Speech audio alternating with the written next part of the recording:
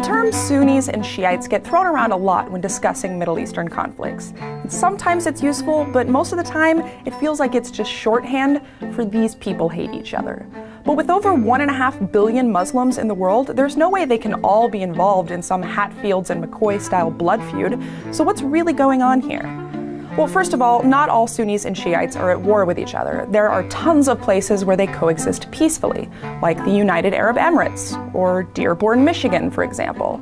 It's also worth noting that their religions aren't diametrically opposed. In fact, the Sunni-Shiite conflict isn't even really about religion, it's about power. Originally, Muslims were all one group, unified under the Prophet Muhammad. Then, in the year 632, Muhammad died, and Muslims split off into two separate groups.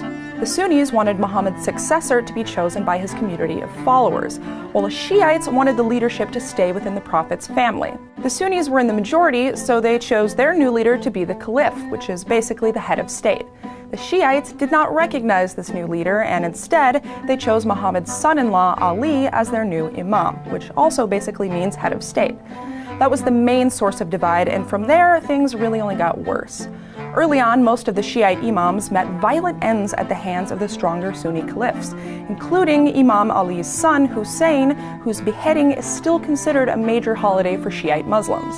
Today, there are numerous Sunni and Shiite militant groups, terrorist organizations, and oppressive governments. Being Sunni or Shiite doesn't necessarily make you a member or even a supporter of those groups, but they're still divided up that way.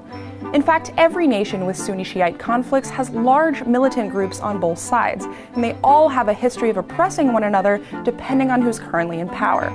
Iraq, for example, was run by an oppressive Shiite regime before Saddam, then an oppressive Sunni regime under Saddam, followed by an oppressive Shiite regime once again after Saddam left power. Now the oppressive Sunni militant group ISIS is threatening to take over huge parts of the country. So you can see that the Sunni-Shiite conflicts are more about power, politics, and retribution than actual religion. And truthfully, the words Sunni and Shiite aren't even the best words to use when discussing Sunni-Shiite conflicts. They are way too general. If you're talking about militant jihadists or terrorist networks, but what you really mean is ISIS or Al-Qaeda, just say ISIS or Al-Qaeda. Otherwise, you're including billions of people who aren't even involved and most likely don't share the beliefs of those fringe organizations. If you'd like to learn more interesting information about the world, click now to see our video about the lethal injection debate and why it should matter to all of us. And remember, we'll be putting out new episodes 5 days a week, so click now to keep watching and please subscribe.